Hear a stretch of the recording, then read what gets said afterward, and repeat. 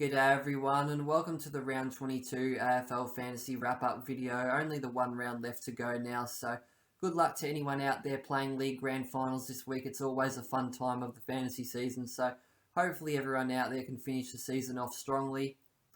As for my team, I scored 22.97 this week, which was a touch disappointing, but it definitely could have been a whole lot worse as, my midfielders were just absolutely atrocious this week, which I'll touch on soon, but still ranked inside the top 1,000 at 915th overall, so hopefully I can hold on for one more round and finish inside that top 1k to end the season. So looking back at the trades that I made going into the round now, and they were Parnell down to Dirks and basically just a throwaway trade for cash there, and Rioli to Stewart, which didn't turn out to be a great trade in the end, but there were probably some better options that I could have had a look at, but we move on. So looking back at the team now, starting in defence, Sam Doherty, 123. He was great. He ended up playing as a midfielder with Chera and Hewitt out, so that definitely helped boost his scoring this week. Jack Sinclair, 96. He just continues to truck along nicely this season, and what a year he's had for the Saints. Jordan Dawson, 129. Talking about great seasons, this guy's been absolutely brilliant, Jordan Dawson. Another big score from him. Tom Stewart, 90. Brought him in this week mainly due to his matchups coming up, and it was a little underwhelming, although he did seem to cop a tag at stages throughout that game, and he did also the week before against the Saints, but he should be in for a day out against the Eagles next week, so he should go big. Jack Crisp, 75. Not great, and it probably just sums up his back half of the season, to be honest. James Sicily, 116. He was awesome, and it was very interesting to see him playing as an extra midfielder at the stoppage in the first half in that game, which was definitely great for his scoring, but he ended up going back late in the game, but 116 is still a great result from him. On to the midfield now, which makes for some ugly viewing this week, and Zach Merritt, 86. Pretty average score from him. Definitely expected him to bounce back from that tag last week, but it was not to be. Jack Steele, 65. No idea what has happened to Jack Steele recently, whether he's carrying some sort of injury or not, but he was very disappointing and he just didn't seem to play with any intensity whatsoever. Callum Mills, 129 as my captain this week, and with most of my mids failing this week, it was definitely nice to at least nail my captain choice, and midfielders just rack up against the Pies, and Mills was no different. Touk Miller, 133, a big score from him this week. His back half of the season has been really strong. Andy Brayshaw, 78. He was just another midfielder who disappointed for me this week. His form has been a bit up and down of late. Lockie Neal, 60. He was tagged by young Windhager in that game, who did a great job on him, and that is becoming a bit of a chink in his armour, Lockie Neal. He just really struggles to have any sort of impact whenever he's copping some attention, so that's a bit of a concern, but he should be right against the D's next week at the Gabba.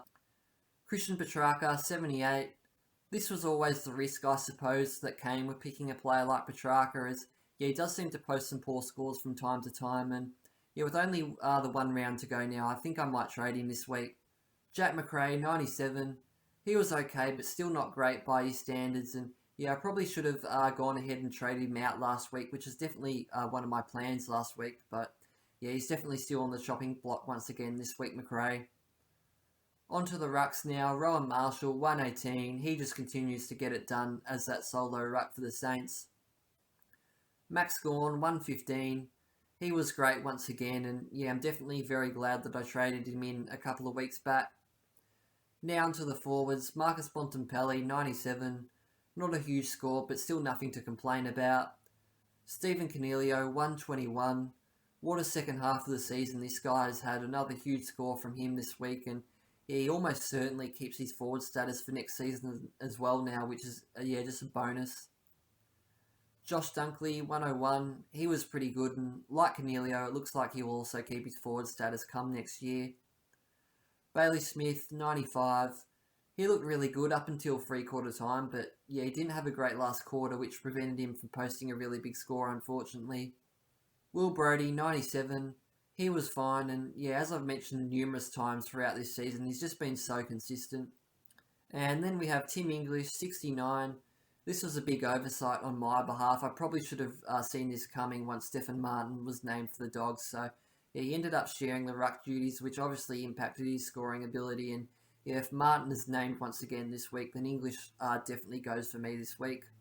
So now I'll talk a bit about what my final trades of the season might look like as we head into that final round of the season, round 23. And yeah, as I touched on a bit last week, it's definitely a good opportunity to have a bit of fun with your trades, be a bit creative, and yeah, with that in mind, what I'm possibly looking to do this week is trade out both Christian Petrarca and Jack McRae to Paddy Cripps and Sam Walsh. Now, the reason behind bringing in two Carlton players is, yeah, Collingwood, they just absolutely leak points to midfielders. You can go back and check over the last month or so, any opposition team who's opposition midfielder who's come up against Collingwood has just absolutely feasted.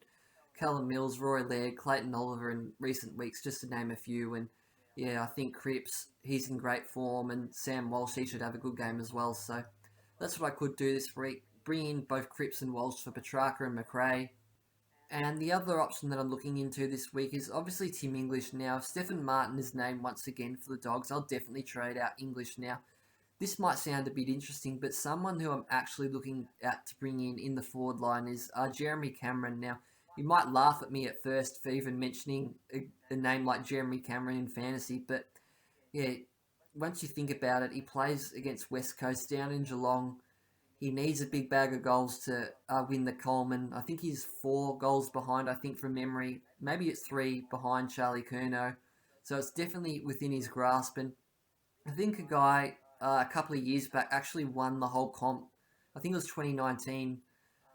He picked Jeremy Cameron in the last round, and he ended up booting 9 or 10 goals to the Giants to steal the Coleman, and yeah, basically won in the comp. So it's definitely a move that's paid off before. So yeah, Jeremy Cameron this week, yeah, definitely someone that I'm interested in who could score 130, 140.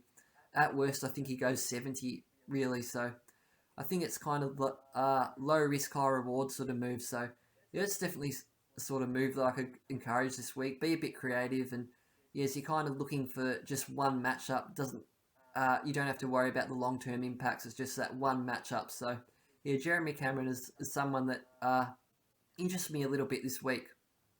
So yeah, they're the sort of options that I'm looking at for my final trades of the season there. So that's all for today's video, guys. Thanks again for watching, and as always, it'd be much appreciated if you could like, comment, subscribe, tell me what your trades are. I'm happy to give my thoughts on those as always, and yeah, good luck and enjoy the final round of the season, especially good luck to those competing in league finals this week. So yeah, that's all for today's video, and yeah, good luck in round 23.